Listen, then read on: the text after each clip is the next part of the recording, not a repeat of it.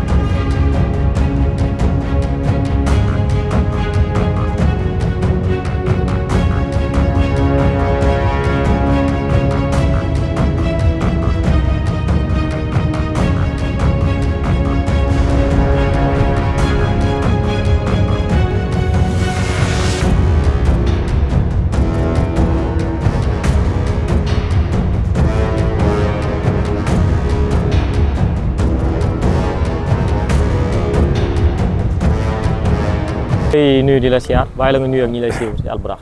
Zal maa ngi lay nuyu. di la fay di la jox sa wàccuwaay. ak ñu may suivre yëpp à travers Albourakh TV.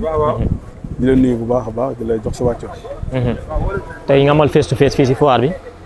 diggante Talfa ak Amoner ak yeneen combat yi si topp yëpp ñu gis ne face to face yu bëri ñu ngi ko doon defee fee si biir 2S tey lan moo waral déplacement bi ñu indi ko. waaw Zal loolu sa comme ni nga ko waxee rek ñu ngi am fi benn face to face bu mag a mag tey ci diggante Talfa. ak Amoner ak Fils de Balla ak Caatu Yoff Tyson 2 Tony Junior Ndiaga Dolé ak Zambala ak mbëri ci bëri yëpp incha allah ñu war a daje fi tey ordinateur ak Diaw 2 ñu tàmmoon nag di dem 2STV waaw mais comme ni ma ko waxee rek tey ñun suñu mbokku amateurs yi ak suñu mbokku journalistes yi dañ leen war a sédd bu baax cër ci mbir mi dañ ci bokk c'est important quoi looloo waral tey 2STV buñ fa daan dem da ngay gis supporters yenn saa yi dañuy ñëw duñ mën a dugg ñu naan fii dañuy limiter parce que c'est vrai parce que 2S structure bu mag la il faut ñu limiter nit ñi ba kenn du mën a dugg foofu waral ko tey nag ñu déplacer ko indi ko fii pour ñu mën leen a bàyyi ñu xool seen mbër ci ban kii lan toll ci ban seen préparation fan la toll moo waral tey ñu indi ko fii tey pour journaliste tamit bu ñu ñëwee ñëpp mën a dugg mën a filmer ku nekk traité ko ni nga ko bëggee loolu waral tey ñu déplacé wu ñëw fii tey ci 6S te c'est la première fois boo xoolee Gris Bordeaux ak Zarko fii dañ ko defee woon Tyson ak Gris Bordeaux defoon nañ fi face to face Zos ak Gouye Gui defoon nañ fi face to face te yooyu yëpp ay production moo ko defoon ànd ci ak Albourakh tey bu ñu fi ñëwaatee tey bëgg amateur yi bëgg la bëgg journaliste yi gis seen bopp moo tax ñu ñëw fii tey 6S ñëw bëgg fi defee face to face bi tey sécurité bi ma gis fii nii ñu indi fii si 6S est-ce que mos nga indi lu toll ni sécurité waaw xam nga Albourakh moom ko wax sécurité li may wax à chaque fois rek dama koy wax sama njëlbeenu wax mooy ñun sécurité état moo ko yor ñun yoruñu ko waaw tey bi ñu jàppee face to face bi bind nañu lettre autorités yi ñu war a bind ko commandant gendarmerie bu nekk fii muy Moussa Sané ñu dem ba ci moom déposé ko mu yabal ñu haut commandement ñu yóbbu fa lettre bi ñoom ñooy xool dispositif bi fi war ak ñaata nit lañ fi war a élément lañ fi war a indi te vraiment boo xoolee tey environnement bi gendarmerie nationale teel nañu ñëw pour couvrir événement bi di wax ni nag ne nit ñi ñëw ak dal nit ñi ñëw ndànk te xam ne bu ñu fi ñëwee dinañ fekk sécurité bu doy ñu seetaan ci jàmm ñibbiwaat ci jàmm te xam ne amateuru làmb loolu lañ ko xamee ñu bañ a def benn violence dafa bañ a def benn yàq yàq wala benn erreur boo xam ne dafa indi problème vraiment daal loolu maa ngi koy ñaan amateurs yi di ko ñaan supporters yi. tey face to face bi dafa mel ne supporter ku si nekk mën nga mën a àndal say supporter ñëw toog si jàmm ñibbi waat si jàmm. bien sûr ku nekk rek jox nañ la ay bracelet yoo xam ne identification la pour nga mën a dugg. waaw muy supporters yi. muy journaliste muy invité bi. waaw ñu ngi leen di woo ñëpp ñëw ci dal. ci ndànk xam ne salle bu baax la ñu waa CICES jox. salle bu baax la ñu DG CICES jox. salle bu baax la ñu Habib jox. waaw bu ñu ñëwee nag nañ fi def ndànk. Ibra Naajo dina ko joué. Naajo bëggal leen. ñu def ambiance à gogo. bëggal supporters yi bëggal fans club yi. ñu seraan ci jàmm ñu biwaat ci jàmm incha allah. incha allah suñ fa jógee war a dem si la première. waaw loolu nag xam naa dañu ci bàyyi dañ ci gën a yaatal incha allah. incha allah jërëjëf. jërëjëf. kooku grand Abou la muy DG wu Albourakh TV. dañ koy nuyu rek bàyyi ko mu nuyoog ñu koy suivre si Albourakh. waa mbokk maa ngi nuyu le grand technicien le preneur de son le réalisateur le caméraman le voilà donc muy Saliou ñu gën ko xam si daal tamit ñu ngi lay nuyu di la ziar bu baax a baax tey ñu ngi amal fii face to face Talfa Ama Neex ak ki nga xamante ne mooy Thiatou Yoff fils de Balla Tyson 2 ak Tony Junior Zambala Ndiaga Dolé ak yeneen combat yu stop yëpp waaw tey gis nga fii 2S lan amee Baye nag mos na fay def face to face tey ñu indiwaat ko fii si foire bi tey loo ñu mën a wax si face to face bi am waaw lu am solo la xam nga imam Baye Ndiaye wax na ko keroog nee na c'est un programme alléchant de 4 journées la am pour la saison 2025-2026 dont la première donc des journées war a débuter le 1er février de 2026 ku ne xam na ko muy ay combat yu doy waar parce que boo ne Ama Neex ak Talfa da nga naan est-ce que li Ama Neex doon def xale yi ñoom Boy Niang ñoom Boy Bawol tu vois ñi fi jaar ñëpp Bébé Diène tout ça Lac Rose est-ce que loolu lay réussir contre ki nga xam ne moom mooy Talfa mi nga xam ne demoon nañ ba dematee ko combat ak Niang bu Ndaw donc mu nekkoon catégorie boobu tey mu am chance bëre koo xam ne Ama Neex la koo xam ne tey boo amee si moom ndam mooy da lay leer ne dafa am un pas vraiment beneen pas boo xam ne da nga koy def loolu nekk combat boo xam ne doy waar mais Thiatou Yoff ak Fils de Balla tamit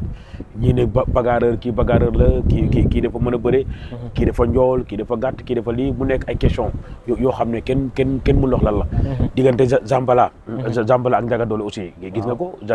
Ndiaga Dolé dafa dugg Pikine du dugg école de lutte bu Boy Niang daan fa ki nga xam ne moom mooy ordinateur donc mu war a ñëwaat mu xam ne revanche la donc qu'il le dise ou pas Zambala dafay bëreel boppam parce que dafa am une carrière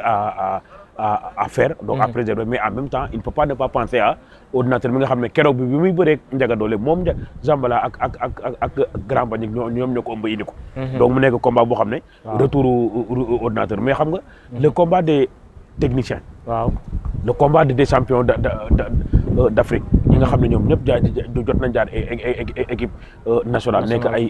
ay mbër kamil Tyson 2 kenn doon ko pétan ndax Arena Tour la ñëwoon la ko gars yi njëkk a donc gis vraiment mu distingué wu Arena Tour mu def fa lu doy waar après entre temps mu daan fi ay kàngam ay Garga 2 ay mbëri assurance bëri donc mu daan leen ba si ci Thiatou Yoff mi nga xam ne moom mooy bëri tey grand combat moom mu daan ko donc nga xam ne kon kooku tamit mu jógee fi nga xam ne moom mooy écurie Tay Shinger def naa si je me trompe fa lay jógee mais bëree koo xam ne mu ngi si 11 combats 11 victoire muy Gora Niang ñu gën ko xam si Tony Junior nga xam ne mën a bëreem kenn dootu ko natable mu def musul daanu 86 kilos 11 combats 11 victoire donc ça veut dire que amagul de défaite mu def équipe nationale bi passé rek bi ñuy jël raaya bi fële Abuja moom moo nekkoon 100 kilos nga xam tamit wàllum drapeau du chef d'État avec équipe bu Dakar mu def catégorie 86 kilos catégorie 100 kilos ak catégorie plus de 100 mu nekk l'un des rares yoo xam ne réalisé na le seul gala de 15 millions bi am Sénégal daaw moom moo ko jël nga xam ne kon loolu dafa doy si wane da nga xam ne moom mooy mën a bëreem donc ak yeneen combat yi topp Tikiri Thiatou ak ki nga xam ne moom mooy Boucher 2 Diop ak ki nga xam ne moom mooy Mbengue Mbor donc Jackson ak ki nga xam ne moom donc ak John Kara donc mu nekk ay combat yoo xam ne le 1er février ku ne xam ne Ndiaga Dolé voilà Ndiaga Dolé ak Zambala j'en ai parlé gis nga mu nekk ay combat yoo xam ne vraiment kenn mënu la wax ne le combat bi diw moom wala diw mooy daan mu boole si nag li bàyyi ak waa Albourakh Events tàmmal nañu mooy di naka na doon allier l'utile à l'agréable. Waaw. di seetaan ay face to face. kii di Ibra Nadio yore micro. wala ñëw yëngal fii. vraiment di yëngal le public. loolu daal la ñu xaar gars yi fii ci loolu la ñuy woote. fii ak 1 heure ou 2 heures ou 3 heures temps. ñu démarrer. dina fekk ci xam naa décor bi dina tànn incha allah. Incha allah. donc fii lay doon ci kanam. ci kanam donc nga xam ne su Baye Ndiaye ak Albourakh Events xewlee ñu xam ne xew bu rëy am na donc léegi la doon incha allah. dëgg la waaw. ayca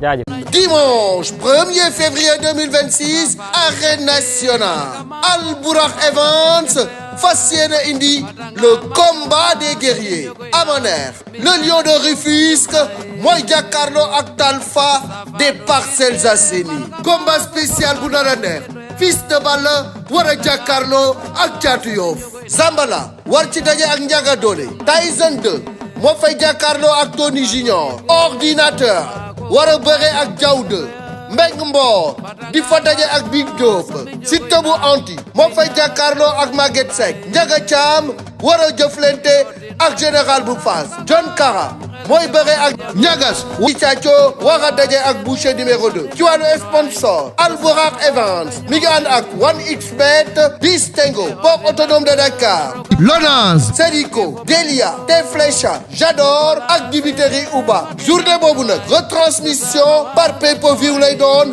ci seen affiche.com code bokk yi Albourakh Events numéro 1 de l'arène ñëwatina avec un retour tonitruant.